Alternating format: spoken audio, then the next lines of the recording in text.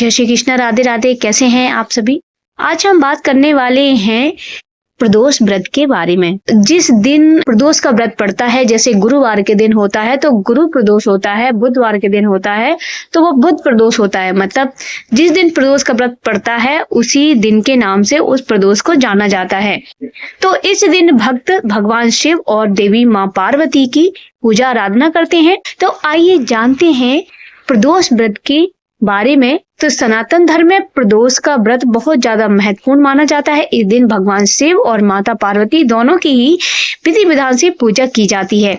वैदिक पंचांग के अनुसार इस बार 13 दिसंबर को मार्गशीर्ष माह का अंतिम प्रदोष व्रत रखा जाएगा। इस दिन लोग व्रत रखते हैं और भावपूर्वक पूजा पाठ भी करते हैं। ऐसी मान्यता है कि इस व्रत को रखने से शिव परिवार की कृपा प्राप्त होती है। इसके साथ ही सभी दुखों का नाश होता है। वहीं ज्योतिष शास्त्र के अनुसार इस दिन कई शुभ योग भी बन रहे हैं। तो जानते हैं क्या है वो शिव योग। ऐसे में इस मौके पर आप शिव मंदिर जाएं और शिवलिंग पर जल चढ़ाएं। फिर श्रद्धा के साथ माँ पार्वती का चालीसा का पाठ करें और आरती से पूजा को पूर्ण करें। इससे अखंड सौभाग्य की प्राप्ति होती है और बिगड़े हुए काम भी बनने लगते हैं। तो आइए जानते हैं कि प्रदोष व्रत कब और कैसे रखा जाता है। साल के प्रत्येक महीने में प्रदोष का 2 बार व्रत रखा जाता है, एक कृष्ण पक्ष में और दूसरा शुक्ल पक्ष की त्रयोदशी तिथि को।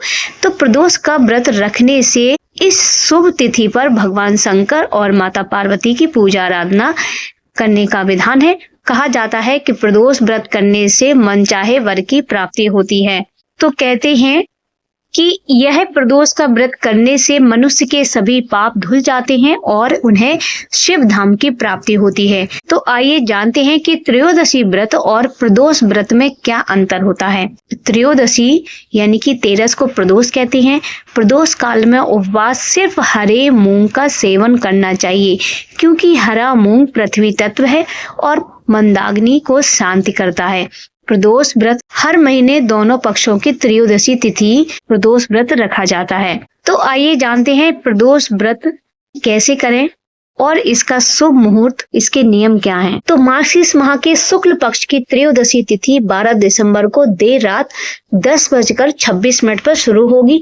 वहीं इसका समापन अगले दिन 13 दिसंबर को शाम को 7:40 पर खत्म होगा। ऐसे में 13 दिसंबर को मार्गशीर्ष मास का अंतिम प्रदोष व्रत माना जाएगा। इस दिन प्रदोष काल शाम 5:26 से लेकर शाम 7:40 तक रहेगा।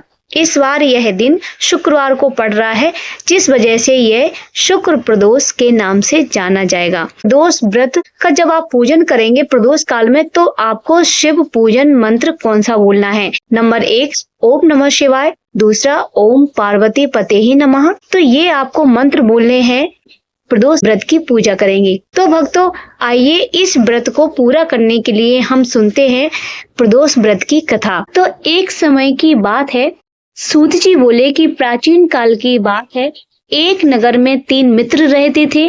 तीनों में ही घनिष्ठ मित्रता थी। उसमें एक राजा का बेटा, दूसरा ब्राह्मण पुत्र, तीसरा सेठ पुत्र था।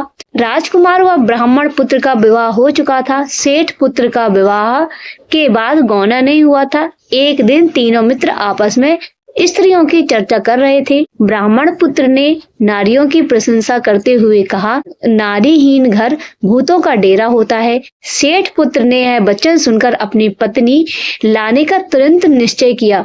सेठ पुत्र अपने घर गया और अपने माता पिता को अपना निश्चय बताया।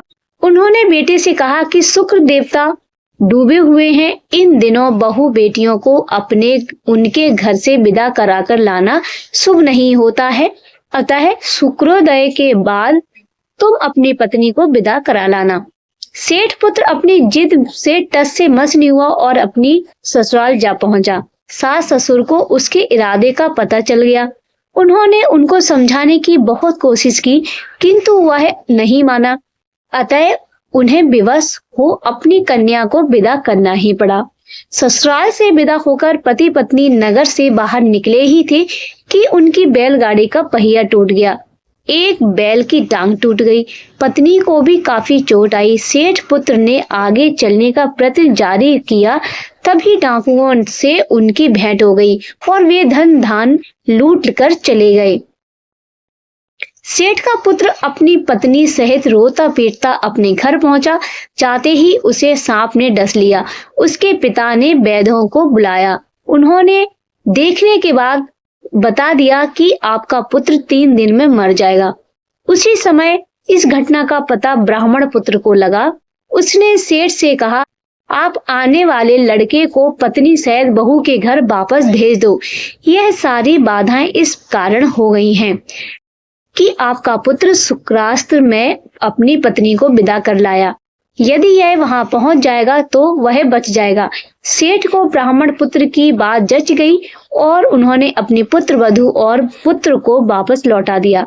वहां पहुंचते ही सेठ पुत्र की हालत ठीक होने लगी और तत्पश्चात उन्होंने शेष जीवन सुखपूर्वक बिताया और मृत्यु के बाद स्वर्ग लोक को गए। तो भक्तों, ये थी भोलेनाथ की कृपा जिस पर बरस जाए उसके बारे न्यारे हो जाते हैं। इसी के साथ में हम वीडियो खत्म करते हैं। आशा करते हैं कि आपको ये वीडियो, ये जानकारी, ये कहानी पसंद आएगी। अगर आपको ये वीडियो पसंद आए तो आप मेरे वीडियो को लाइक करना और चैनल को सब्सक्राइब जरूर कर लेना। तो मिलते हैं अगले वीडियो में। तब तक के लिए राधे राधे, श्री हरिदास।